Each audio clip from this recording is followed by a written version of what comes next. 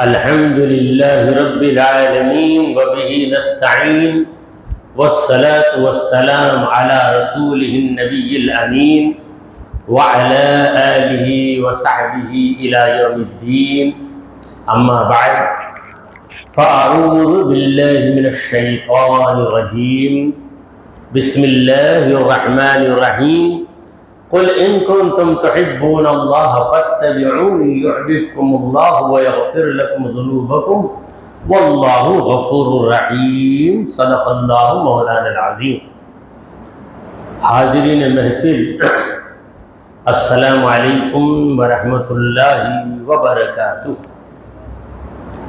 اللہ رب العزت جل شانہ کی ہم پر بہت بڑی مہربانی یہ ہوئی کہ اس نے ہمیں آقائے نامدار احمد مختار مدنی تاجدار دونوں جہاں کے سردار حضرت محمد مصطفیٰ رسول خدا صلی اللہ تعالی علیہ وآلہ وسلم کی بابرکت امت میں پیدا فرمائے. حضرات محترم، ایک طویل وقفے کے بعد درس حدیث کا سلسلہ دوبارہ شروع ہو رہا ہے. چلیے، پہلی حدیث جو آپ کے سامنے میں عرض کرنے جا رہا ہوں وہ ہے ترمذی شریف کی حدیث. امام ترمذی ان کی کتاب تیسرا درجہ رکھتی ہے. بخاری مسلم کے بعد ترمذی کا درجہ ہے. اللہ کے پیارے حبیب، ہمارے دلوں کے طبیب حضرت محمد مصطفیٰ صلی اللہ علیہ وسلم نے فرمایا، تین شخص لا ترد دعوتهم، ان کی دعا رد نہیں ہوتی، یعنی ان کی دعا ضرور بضرور قبول ہو جاتی ہے. وہ تین آدمی کون ہیں؟ الصائم حتی یفطر، روزے دار یہاں تک کہ وہ افطار کرتے، یعنی روزے کی حالت میں جو بھی دعا کرتا ہے مولا کریم اس کی دعا کو ضرور بضرور قبول کرتا ہے، کیونکہ یہ روزے کی حالت میں ہے. دیکھیے، روزہ جیسی لمبی عبادت کوئی ہے، 14 گھنٹے کی عبادت. سحری آپ نے کی، کب شروع ہوتا روزہ آپ کا؟ صبح صادق. مان لیجئے کہ صبح صادق 4:30 بجے ہے، تو 4:30 سے آپ کا روزہ شروع ہو گیا. کب تک جاری رہے گا؟ غروب آفتاب تک. مان لیجئے غروب آفتاب 6 بجے ہے، تو 4:30 سے جو روزہ شروع ہوا 5:30 6:30 7:30 8:30 9:30 10:30 11:30 12:30 1:30 2:30 3:30 4:30 5:30 پھر 6، یعنی 13.5 گھنٹے. کبھی روزہ 14 گھنٹوں کا ہوتا ہے، کبھی 13 گھنٹوں کا، کبھی 13.5 گھنٹوں کا. تو 14 گھنٹے اگر روزے کی حالت میں ہے تو 14 گھنٹے آپ اللہ کی عبادت میں. آپ اس وقت آرام بھی کر رہے ہیں، تجارت بھی کر رہے ہیں، دوستوں سے باتیں بھی کر رہے ہیں، سڑکوں میں گھوم بھی رہے ہیں، یہ سارے کام کر رہے ہیں، مگر ہیں آپ عبادت روزے کی حالت میں. نماز آپ پڑھیں گے تو کتنے گھنٹوں کی پڑھیں گے؟ شبینہ بھی اگر پڑھیں گے تو آدھا گھنٹہ، اس کے بعد سلام پھیریں گے تو عبادت سے باہر ہوں گے. طواف کتنا لمبا طواف کریں گے؟ مگر روزہ یہ ایسی عبادت ہے کہ جو ہی آپ کا وقت روزے کا شروع ہوا صبح صادق تو آپ بن گئے روزے دار. کیا بن گئے؟ روزے دار.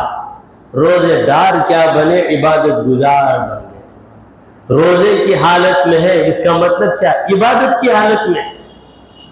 تو روزے دار مولا کو اتنا پسند ہے کہ وہ روزے کی حالت میں جو دعا کرتا ہے پروردگار اسے قبول کر لیتا ہے، اس کی دعا رد نہیں ہوتی افطار تک. افطار یعنی روزے کا وقت ختم ہوا تو اب روزے کی حالت سے باہر آ گیا، روزے کی حالت سے باہر آیا تو افطار کا وقت آ گیا۔ یہ پہلا شخص ہے جس کی دعا رد نہیں ہوتی۔ اب دوسرا شخص کون ہے؟ والامام العادل، انصاف کرنے والا امام، انصاف کرنے والا امام۔ امام سے مراد حاکم، قاضی، اقتدار والا۔ ہمارے پاس امام کا معنی مسجد میں امامت کرنے والا، یہ بیچارہ تو خود متولی کے کنٹرول میں ہوتا ہے، اور پھر کمیٹی جو بولتی ہے وہ کرنا، لیکن درجہ تو ہے امام کا، آگے کھڑا ہوتا ہے، نماز پڑھاتا ہے، اور اس کی بات تسلیم کرتے ہیں سب، متولی بھی تسلیم کر لیتے ہیں، ذمہ دار بھی تسلیم کرتے ہیں، مگر پھر بھی ان کی حیثیت، نام تو امام کا ہے مگر حیثیت ایک ملازم کی ہے۔ یہاں جس امام کا ذکر کیا گیا ہے اس سے مراد امیر المومنین یا قاضی، جسے فیصلے کرنے کا اختیار حاصل، تو ایسا قاضی، ایسا امام، اور مسجد کا امام بھی کبھی اسے وہ درجہ مل جاتا ہے۔ عموماً مسجد کے اماموں کو درجہ حاصل نہیں ہے۔ اب اس وقت جو دنیا میں رواج ہے اس کی روشنی میں کہہ رہا ہوں، ورنہ امام جو ہے آگے رہنے والے کو کہتے ہیں۔ مثل مشہور ہے، امام الناسی امام الناس، امام الناس امام الناس، لوگوں کا امام لوگوں کے آگے ہوتا ہے، مگر میت کا درجہ امام سے بڑھ کر، سب کے سامنے امام، امام کے آگے میت، کیونکہ وہ ایک ایسی منزل میں گیا ہے جہاں ابھی تک امام نہیں گیا، عالم برزخ کو چلا گیا، اللہ کے فرشتوں کو دیکھ لیا، دنیا کی کثافتوں سے، نجاستوں سے باہر ہو گیا، دار فنا سے نکل کر دار البقاء میں چلا گیا، لہذا اسے آگے رکھا جاتا ہے، امام اس کے پیچھے، اس کے پیچھے سارے لوگ۔ امام الناسی امام الناس، لوگوں کا امام لوگوں کے سامنے، والمیت امام الامام، میت جو ہے امام کے سامنے۔ تو میں عرض کر رہا تھا کہ انصاف کرنے والا حاکم، چونکہ حاکم بن جانا، قاضی بن جانا، یا لوگ کسی کو ذمہ دار بنا دیتے ہیں، مثلا امام صاحب سے ہی کہتے ہیں کہ آپ جو فیصلہ کریں گے منظور، دونوں پارٹی سامنے، مگر ہر ایک کے دل میں یہ ہے کہ میری تائید کریں گے، اگر تائید کریں گے تو اچھے آدمی، اگر میری تائید نہیں کریں گے تو ان سے بڑا کمینہ کوئی نہیں، یہی سوچ کے بیٹھتے۔ تو بڑی آزمائش کا وقت ہوتا ہے، صحیح بات کرنا، ایک طرف ہمارا رشتہ دار ہے، دوسری طرف اجنبی آدمی ہے، اب فیصلہ کرنا ہے، تو اجنبی آدمی حق پر ہے اور ہمارا رشتہ دار باطل پر ہے، تو فیصلہ اجنبی کے حق میں ہی کیا جائے گا۔ اجنبی کے حق میں کریں گے وہ تو راضی ہو جائے گا، مگر رشتہ دار آپ کو اتنی گالیاں دے گا کہ گالیوں کی ایک فہرست آپ بنا سکتے ہیں، غدار، نمک حرام، ایسا رشتہ دار ملنے سے بہتر ہے رشتہ دار ہی نہیں رہنا۔ کتنے بار میرے گھر میں کھایا رہا، کب کب میں اس کی مدد کیا، بیٹھ کر غداری کر دیا، ارے کیا کیا، حق فیصلہ کیا، تم غلطی پر تھے، تمہاری غلطی بتا دیا تو ایک دم چراغ پا ہو جاتے۔ تو یہ بڑی آزمائش کا منصب ہے، فیصلہ کرنے کا جو منصب ہے یہ بہت آزمائش کا ہے۔ کبھی ہماری دو بھانجوں میں جھگڑا آ جاتا ہے، یہ بھی بھانجا وہ بھی بھانجا، اب ماموں صاحب فیصلہ کرتے ہیں تو جس کی تائید میں فیصلہ ہو گیا وہ تو خاموش چلے جاتے، مگر جس کے خلاف ہوتا ماموں، دونوں کو ایک نظر رکھنا، وہ بھانجے کو الگ نظر رکھے، مجھے الگ نظر رکھے، یہ ساری باتیں آتی ہیں۔ ان تمام کو جو برداشت کر کے لوگوں کی روح رعایت کیے بغیر، لوگوں کی پرواہ کیے بغیر جو حق ہے وہی کہہ رہا ہے، تو ایسے امام، ایسے قاضی کی دعا کبھی رد نہیں ہوتی۔ حق ہی کہہ، حق ہی نے قوموں کو ابھارا اقبال۔ علامہ اقبال کہتے ہیں حق ہی کہہ، حق ہی نے قوموں کو ابھارا اقبال، حق ہے تیرے سینے میں تو حیدر کرار ہے، حق ہے سینے میں تیرے تو حیدر کرار ہے، یعنی حیدر کرار کا مزاج تیرے اندر آ گیا، حیدر کرار کی فطرت تیرے اندر آ گئی۔ اس کا یہ مطلب نہیں کہ تو حضرت علی کے برابر درجے میں پہنچ گیا، بلکہ ان کا عکس تیرے اندر نظر آئے۔ کہتا ہوں وہی بات سمجھتا ہوں جسے حق، کہتا ہوں وہی بات سمجھتا ہوں جسے حق، نہ میں اہل فرقہ، نہ میں اہل فرقہ، نہ مذہب دار، کوئی خاص مذہب، کوئی خاص طریقہ میں نہیں رکھتا۔ میرا طریقہ یہ ہے کہ حق بات کہہ دو، یہی میرا طریقہ ہے۔ تو بہرحال دو چار شعر ذہن میں آ گئے، میں نے آپ کے سامنے عرض کر دیا۔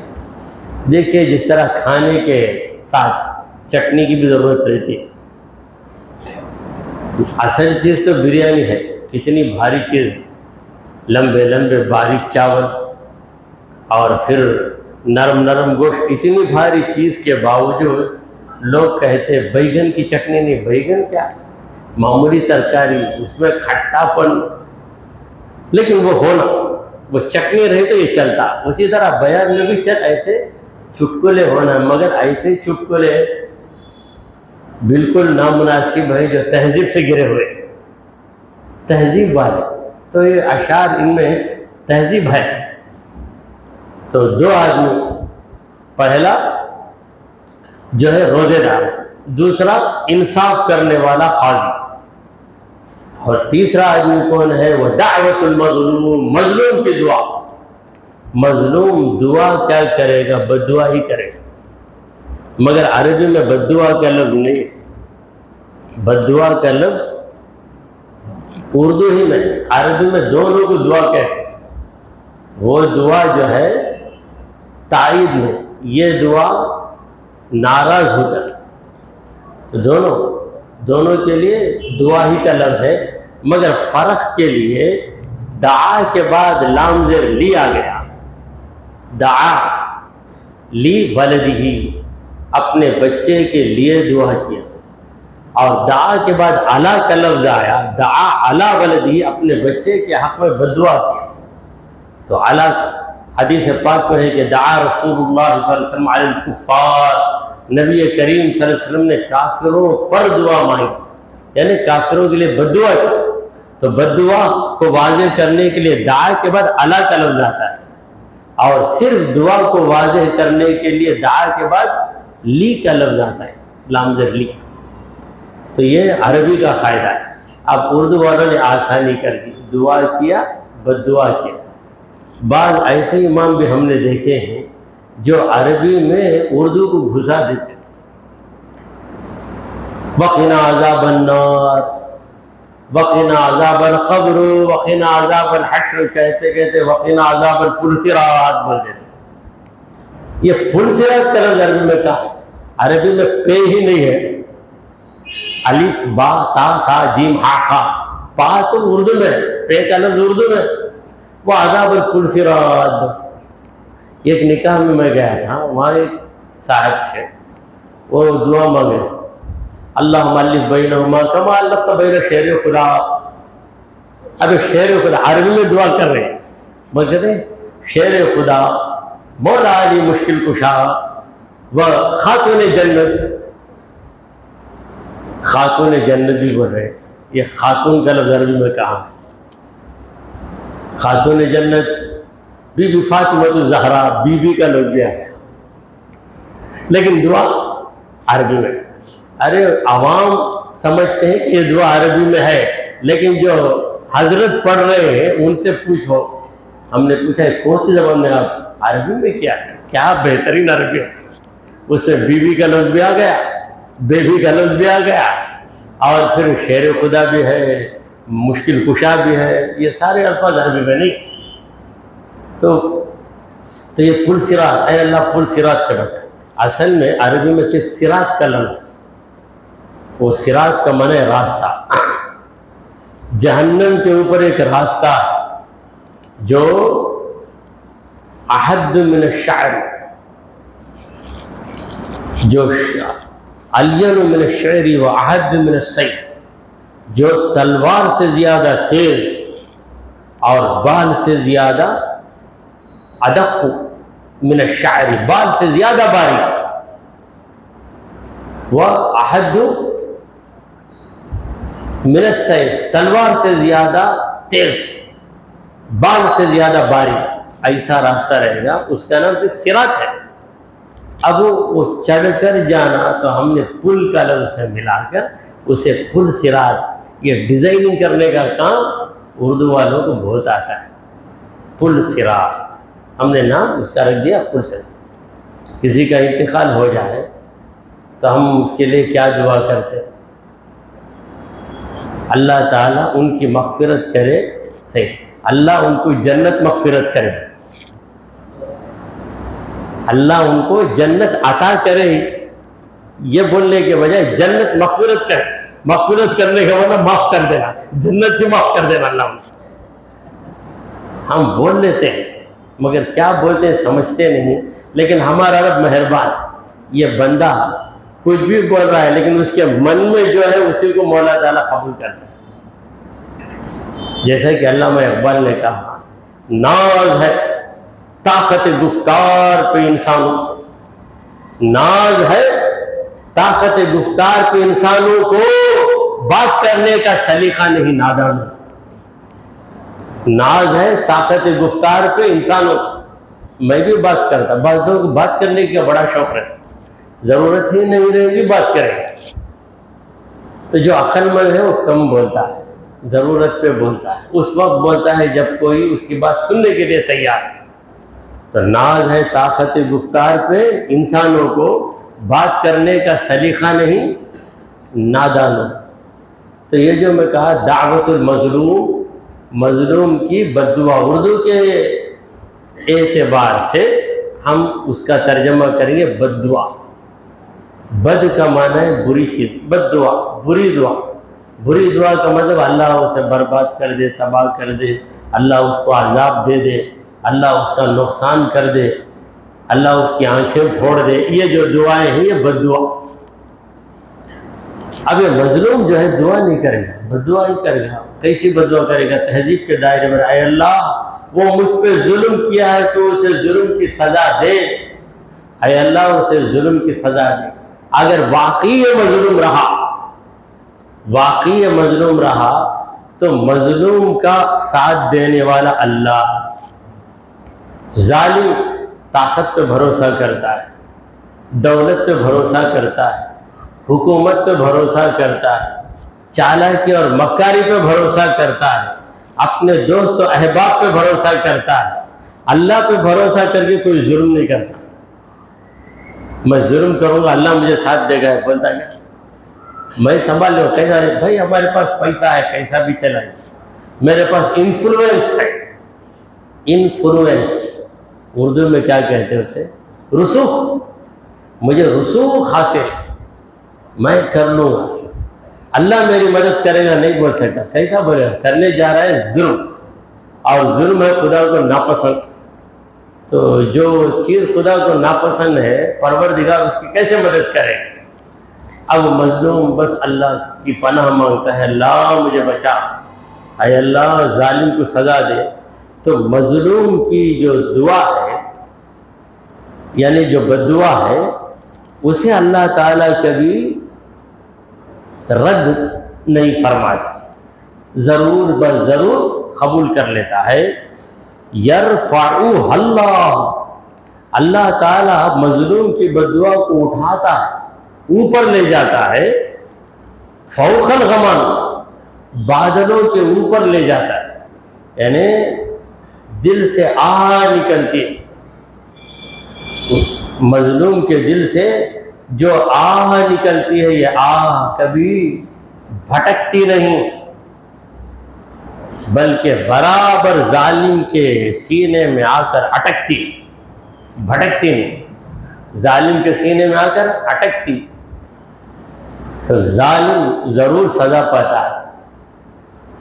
تو یہ دعا اللہ تعالیٰ بلند کرتا ہے، یرفعها اللہ، اللہ اس دعا کو بلند کرتا ہے، فوق الغمام، غمام کا معنی کیا ہے؟ بادل، بادلوں کے اوپر سے جاتی ہے، یعنی رکاوٹیں آ جائیں تو بھی رکاوٹوں کو پار کرتے ہوئے مظلوم کی بددعا اوپر چلے جاتی ہے۔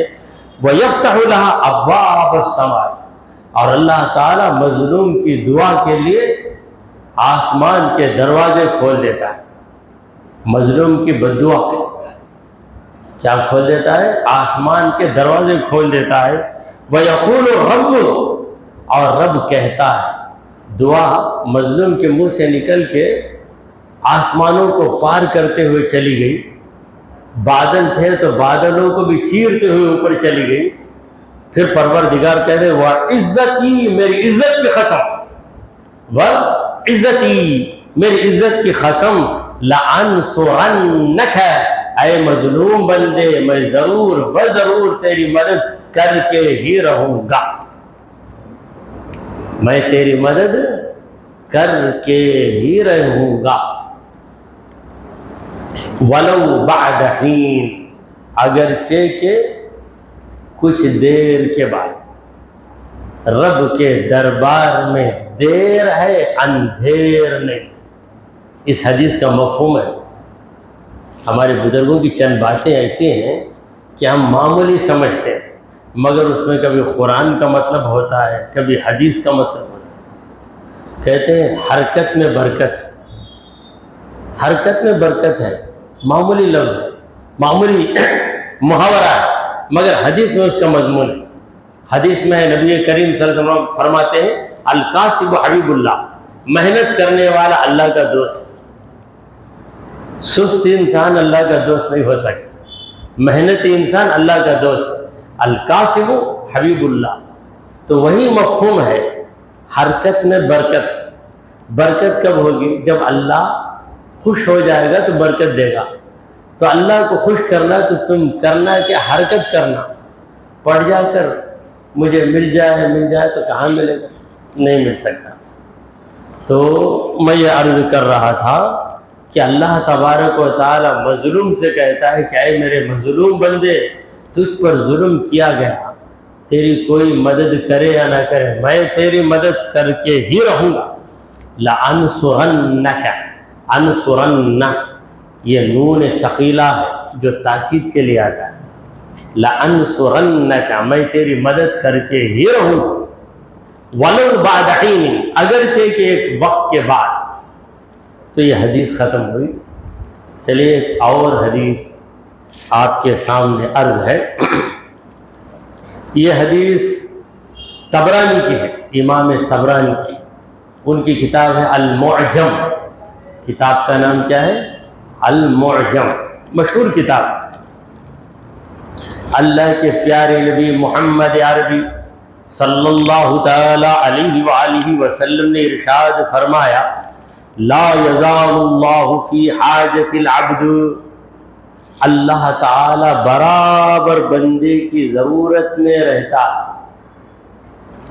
ما دام فی حاجت اخیہ، جب تک بندہ اپنے بھائی کی ضرورت میں لگا رہتا ہے۔ مطلب یہ ہے کہ جب تک تم کسی مسلمان بھائی کی ضرورت پوری کرتے رہو اور اس کی مدد کرتے رہو، اس کی پریشانی دور کرتے رہو یا اس کی خدمت کرتے رہو، تو یہ نہ سمجھو کہ تم بیوقوف ہو، تم چھوٹے ہو کر مدد کر رہے ہو، وہ رب کریم برابر تمہاری مدد کرتا ہے، کیونکہ اللہ تعالی غیرت والا ہے۔ یہ بندہ ہو کر ایک بندے کی مدد کر رہا ہے، میں تو مولا ہوں اس کا، ایسے نیک بندے کو میں کیسے خالی ہاتھ چھوڑ دوں گا؟ میں کیسے اسے سہارا دیے بغیر رہوں گا؟ لہذا تم جتنی جس کی مدد کرو گے اتنی تمہاری مدد ہوتی رہے گی۔ بعض لوگ ہر ایک کی مدد کرتے ہیں، اپنا وقت نکال دیتے ہیں، اپنی طاقت خرچ کرتے ہیں۔ لوگ کہتے ہیں کیا دیوانہ آدمی بے وقوف ہے، اسے ضرورت پڑی تو انہیں کیوں جا کر اس کی مدد کرتا؟ مگر اس سے بڑھ کر عقل مند کوئی نہیں ہے، کیونکہ یہ اس کی مدد کر کے بڑی مدد لے لیتا۔ شاعر کہتا ہے کرو مہربانی تم اہل زمین پر، کرو مہربانی تم اہل زمین پر، خدا مہرباں ہوگا عرش بری پر۔ تم اہل زمین پہ رحم کرو، پروردگار عالم تم پہ رحم کرے۔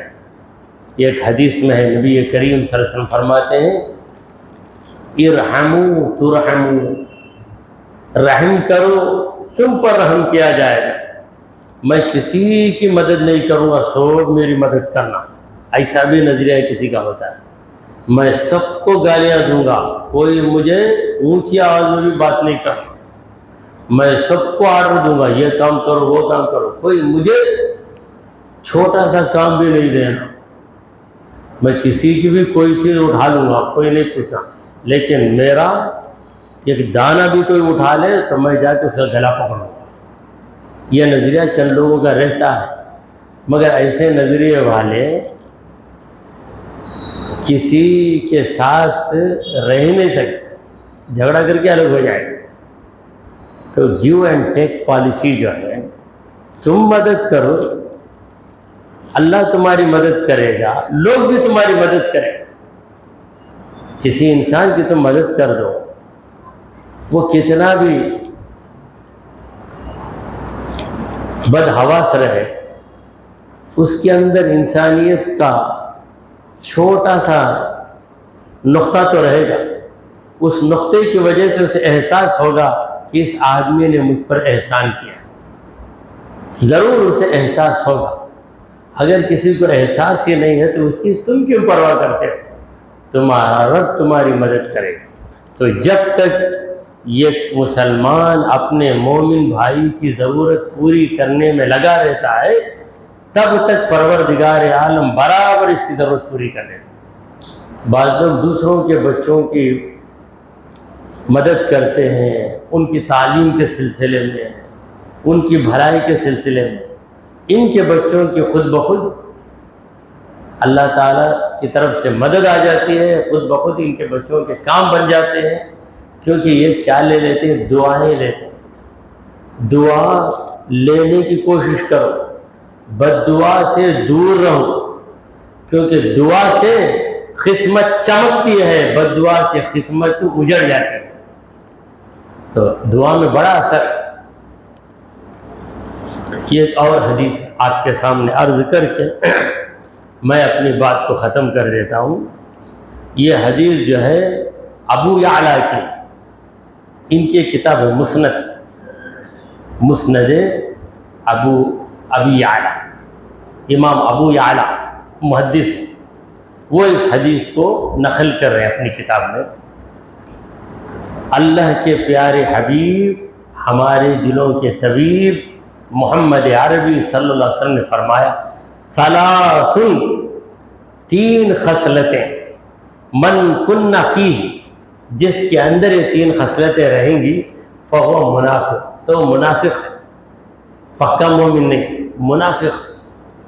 وَإِن صَامَ وَصَلَّى وَحَجَّ وَاعْتَمَرَ، اگرچہ کہ وہ روزہ رکھے، نماز پڑھے، حج ادا کرے اور عمرہ کرے، وقال انی مسلم، اور کہے کہ میں مسلمان، میں مسلمان، دعویٰ کر رہا ہے میں مسلمان، عمرے پہ عمرہ کر رہا ہے، حج بھی کر رہا ہے، اور پھر نماز کی بھی پابندی ہے، روزہ بھی رکھتا ہے، اس کے باوجود وہ منافق ہے اگر تین خصلتیں اس کے اندر ہیں۔ تو کیا تین خصلتیں ہیں؟ پہلی خصلت اذا حدث کذب، جب بات کرے گا تو جھوٹ بولے گا۔ جھوٹ ڈرے گا نہیں، عمرے میں بھی رہ کے جھوٹ بولے گا، حج بھی کرے گا وہاں بھی جھوٹ بولے گا، یعنی جھوٹ گویا اس کی غذا۔ چائے پیے بغیر کسی کو سکون نہیں ملتا، چائے کی عادت ہو گئی تو تڑپ جاتا ہے چائے کے، بھائی یہ کپ چاہ 1000 پروان بھی 1000 روپے دیا تم، ایک کپ چاہ مجھے مل جانا ہے تو سر کے درد سے میں مر جاؤں گا، عادت پڑ گئی۔ اسی طرح جو جھوٹا ہے، ضرورت ہی نہیں رہے گی جھوٹ بنے، ضرورت ہی نہیں رہے گی جھوٹ بنے، کیوں بولتا ہے؟ کیا فائدہ ہے؟ ایسے گناہ کے بارے میں کہتے ہیں گناہ بے لذت، گناہ بے فائدہ۔ بعض گناہ ایسے ہیں آخرت کا تو نقصان ہے، کم از کم دنیا کا تو فائدہ ہے۔ ایسا جھوٹ بولتا ہے کہ جھوٹ دے کے کچھ حاصل کر لیتا، مگر بعض وقت انسان ایسا جھوٹ بولتا ہے، اس جھوٹ بولنے سے اسے دنیا کا بھی کوئی فائدہ نہیں ملتا، مگر جھوٹ بولتا ہے شوق بلا وجہ۔ حج سے آ کر بولے خریدا ہوا 200 ریال کے کھجور، بھائی 2000 کے کھجورا خریدا، 2000 ریال کے خریدا، میں پیسہ کو سب دیکھتا نہیں بھائی، لے لا بھائی، 2000 ریال دے کے خریدا تو کتنے کھجور آ جانا آپ کے پاس؟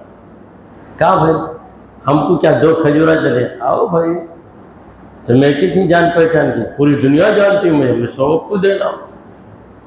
تو خریدا 200 ریال دے کر، بولتا 2000، آیا حاجی بن کے، کیوں وہ نہیں بولا تو اس کا کھانا ہضم نہیں ہوتا، جھوٹ بولا اس کی فطرت۔ تو جھوٹ سے پرہیز کرنا، تو اگر کسی کو جھوٹ بولنے کی عادت پڑ گئی بدقسمتی سے، اب کیسے بچنا؟ پہلے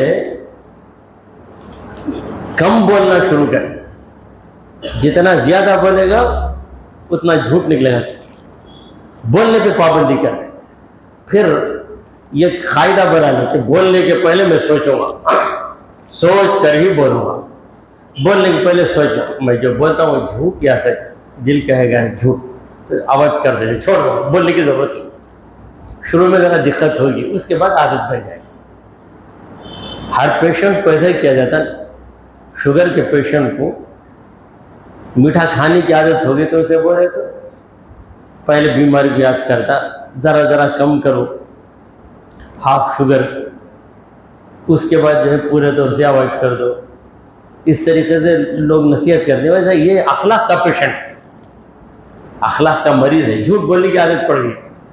بعض لوگ صراحتاً بولتے حضرت میں جھوٹ بولنا نہیں چاہتا لیکن کیا کروں، بول دیتا نا، نہیں تو ہوتا کیوں مجھے، کسی نہ کسی بات میں جھوٹی بات نکل ہی جاتی ہے۔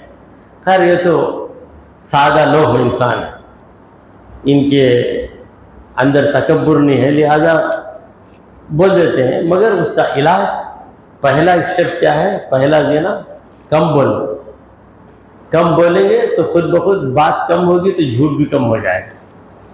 اذا حدث کذب، جب بات کرے گا جھوٹ بولے گا، یہ خصلت منافق۔ دوسری خصلت وَإِذَا وَعَدَ أَخْلَفَ، جب وعدہ کرے گا تو وعدے کو توڑ دے گا، نبھائے گا نہیں۔ بڑی ہمت سے وعدے، کیا ہو اتنا، اور میں دیکھ لیتا، میں کر لیتا، بھائی میں کل بستی کو جانا ہے، پریشان ہوں، میرے بچے کا امتحان ہے، اور اسے جا کر کئی سال چھوڑنا اسکول میں نہیں رہوں گا، کیا انتظام کروں، سوچ رہا ہوں، بولتا تو اس وقت بھائی آپ اطمینان سے، میں جا کر چھوڑ دیتا ہوں، پھر بچہ انتظار میں رہتا، 9 بجے آتے ہیں، بالکل ہی نہیں آتے۔ دوسرے دن کیا بھائی بچے کا ایگزام چلے گا، آپ کے وعدے پہ بھروسہ کیا ہم نے، میں کم از کم دوسرے کو بولتا تھا، ہاں آپ بولے تھے نہیں تم نے، کہاں بھائی یاد رہتا، تو اتنی آسانی سے، تو اس سے کتنے بھاری بھاری نقصانات ہو جاتے ہیں۔ اگر تم وعدہ نہیں نبھا سکتے تو وعدہ ہمت کرو، اگر وعدہ نہیں کریں گے تو کچھ دیر کے لیے وہ ناراض ہوگا، بولے گا کیا بھائی چھوٹا کام نہیں کرتے گا، نہیں میں نہیں کر سکتا، بولو، وہ کچھ دیر کی ناراضگی سے کچھ بگڑنے والا نہیں۔ وعدہ کر کے، وعدہ خلافی کر کے نقصان کرو گے تو کتنی بڑی برائی ہے۔ تو یہ منافق کی دوسری خصلت، پہلی خصلت جھوٹ بولنا، دوسری خصلت وعدہ خلافی کرنا۔ اور تیسری خصلت کیا ہے؟ وَإِذَا اؤْتُمِنَ خَانَ، جب اس کے پاس امانت رکھی جائے تو اس میں خیانت کرے، امانت جو کہ تو واپس نہیں کرے گا، کچھ نہ کچھ خیانت کر کے رہے گا، تو یہ منافق کی خصلت ہے۔ جو مومن کامل ہوتا ہے وہ سچا ہوتا ہے، وعدے کا پکا ہوتا ہے اور امانت دار ہوتا ہے۔ تو اسی پر اپنی بات کو ختم کرتے ہوئے بارگاہ خداوندی میں دعا گو ہیں کہ اے پروردگار، ہم نے جو کچھ کہا اور سنا اسے قبول فرما لے۔ اے اللہ ہمارے گناہوں کو معاف فرما، ہماری خطاؤں کو درگزر کر دے۔ اے رب کریم ہم پر تیری رحمتیں نچھاور فرما، ہمارا خاتمہ ایمان کی حالت میں فرما۔ وصلی اللہ تعالی علی خیر خلقہ سیدنا وحبیبنا مولانا محمد وعلی آلہ واصحابہ اجمعین۔